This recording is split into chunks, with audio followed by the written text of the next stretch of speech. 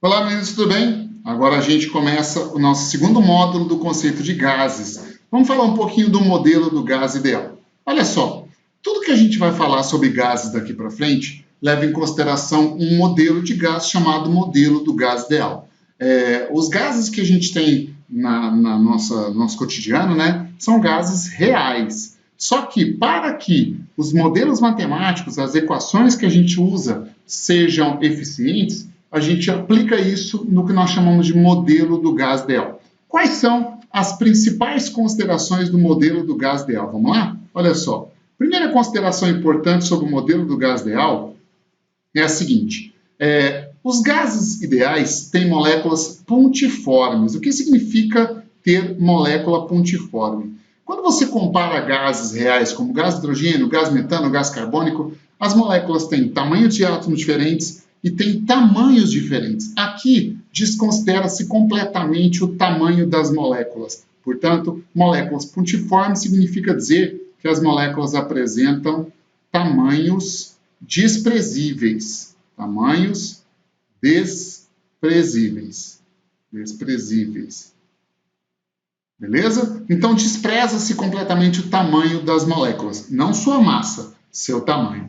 As moléculas dos gases, elas se movimentam e cada molécula realiza um movimento retilíneo e uniforme. Quais são as principais características do MRU? Você lembra? Aqui, ó, a velocidade é constante e a trajetória é retilínea.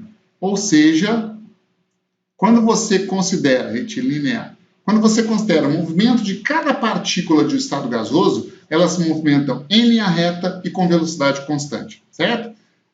Também considera-se movimento browniano. O que significa movimento browniano? Você vai ouvir esse termo browniano várias vezes durante a sua vida acadêmica, né? E movimento browniano significa movimentar-se em direções aleatórias. Então, as moléculas dos gases se movimentam em direções completamente aleatórias dentro do seu recipiente ou dentro do seu sistema. Sempre com velocidade constante, trajetória retilínea, mas para que lado elas se movimentam? Para que direção? Direções completamente aleatórias, tá?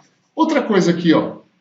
As moléculas dos gases ou as partículas do estado gasoso sempre estão muito mais afastadas do que quando se compara com os outros dois estados físicos, o sólido e o líquido. E o fato de estarem muito afastadas indica uma informação importante, ó, a não ocorrência de interações intermoleculares. As moléculas dos gases não interagem entre si, considerando o modelo do gás ideal, tá? Então, por causa disso, desconsideram-se completamente forças de atração e também forças de repulsão que aconteçam entre as moléculas dos gases. Para você ter uma noção, existem algumas equações, que são equações de gases reais, que apresentam parâmetros que contemplam forças atrativas e forças repulsivas que ocorrem entre moléculas reais de gases. Não é o nosso caso. Aqui a gente desconsidera completamente forças de atração e de repulsão entre moléculas de estado gasoso. Tudo bem?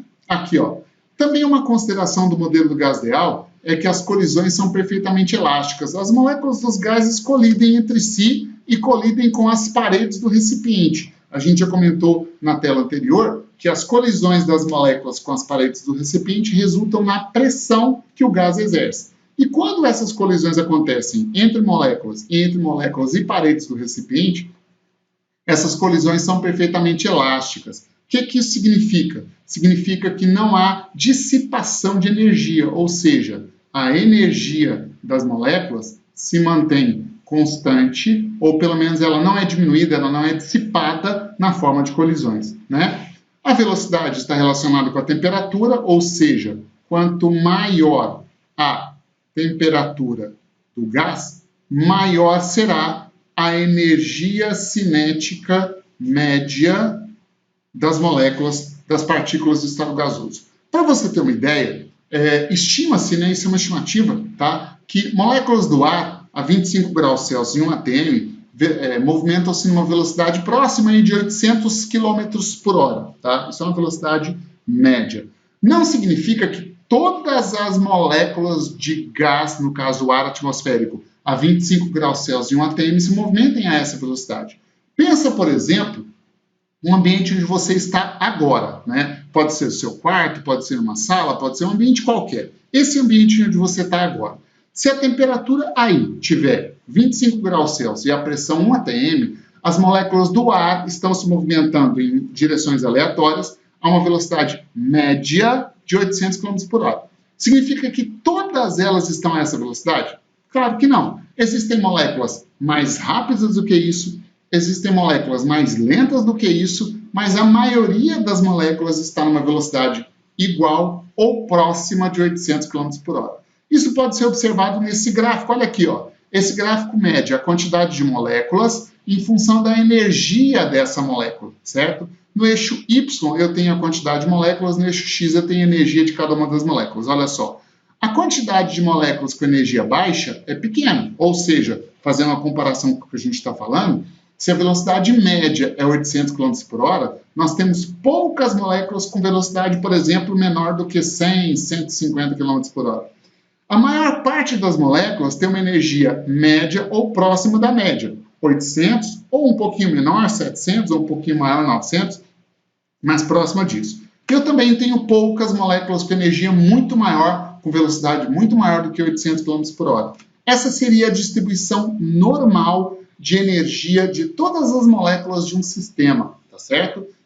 Seria mais ou menos assim. A área seria assim. A área abaixo dessa curva contempla 100% das moléculas do sistema. Se você observar, ó, tira um valor aqui ó, um pouquinho menor do que a média, um pouquinho maior do que a média, a grande maioria de todas as moléculas se movimentam a uma velocidade igual ou próxima de 800 km por hora. Isso é o que nós chamamos de distribuição normal. Essas são algumas das principais características do modelo do gás ideal. Agora, existe uma observação importantíssima, essa você não pode, de forma alguma, esquecer. Dá uma olhada na tela. Olha aqui, ó. Um gás real se aproxima do comportamento ideal quando está em altas temperaturas e baixas pressões. É muito comum isso ser cobrado de vocês em vestibulares. Em qual situação um gás real se aproxima do comportamento ideal? Aqui, ó. Um gás real se aproxima do comportamento da idealidade quando estiver em altas temperaturas e baixas pressões, ou seja, aquecido e rarefeito. É assim que um gás real se aproxima do comportamento ideal, quando ele está aquecido e rarefeito. Esse último item, essa última informação é importantíssima e também muito cobrada de vocês, ok? Falando sobre o modelo do gás ideal, vou aproveitar e vou resolver a questão 4 que está na sua lista. Olha só, o enunciado dela fala o seguinte, ó, gases ideais são compostos por moléculas ou átomos que se movimentam constantemente. Dentre suas características, podemos destacar o volume variável, difusibilidade, que é a capacidade de se misturarem, né? Compressibilidade. O estado gasoso é um dos 3 estados físicos da matéria. Por isso, é muito importante entender a constituição, propriedades e características dos mesmos, posto que eles estão presentes em nosso cotidiano, sendo, inclusive, indispensáveis para os vegetais e os animais, bem como para o desenvolvimento da sociedade, influenciando a indústria, por exemplo. Aqui tem a fonte desse enunciado, né? A imagem abaixo apresenta as partículas de um gás contido dentro de um balão e seu comportamento cinético, ok? Bom, vamos lá para os itens das perguntas, ó. Sobre os gases, suas características e propriedade, é possível afirmar que, ou seja, ele quer a resposta correta, né, a verdadeira. São formados por partículas que se encontram afastadas umas das outras, beleza.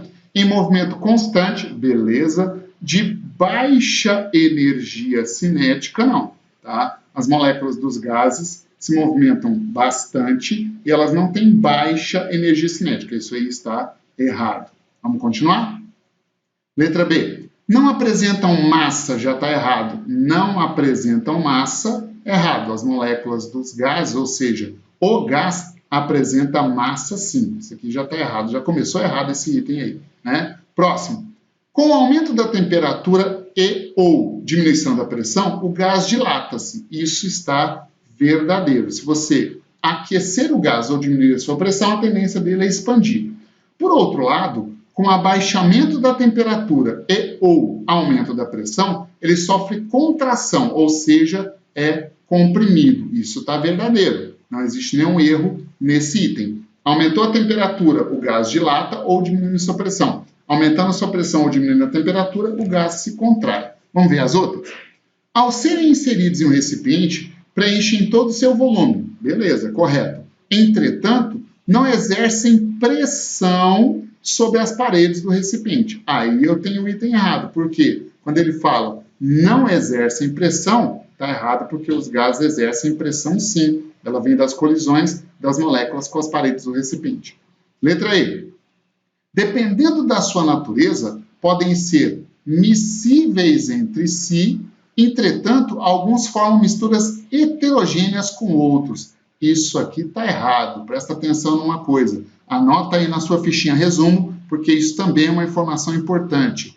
Toda mistura gasosa é sempre mistura homogênea. De novo, toda mistura gasosa é sempre mistura homogênea, ok? Então, achamos a resposta para essa questão, resposta letra C. Uma questão da Unifor, é a quarta questão da sua lista, ok? Aguardo você para a próxima aula, onde a gente vai falar das leis e da equação geral dos gases. Abraço e até mais!